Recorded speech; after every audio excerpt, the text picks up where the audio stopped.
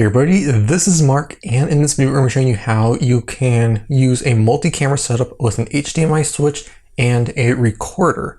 This is going to allow you to record the HDMI output of two cameras, and you can easily change between the two to have one final video recording. This is great for multi-camera setups. If you're doing an interview or something like that, all you need is this tiny little switch. I got mine for about $8. You just press the button and it'll change from one camera to the other.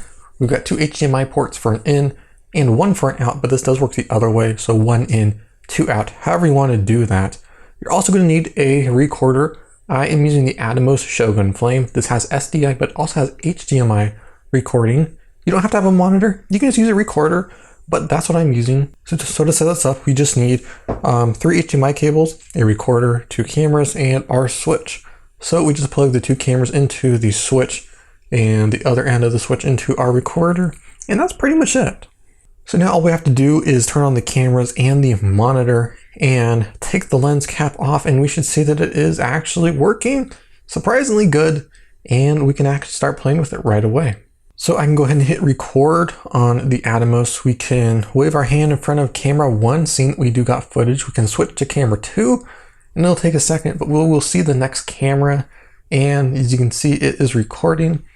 Now, the only issue with this is that when you do change cameras, it does lose that input connection.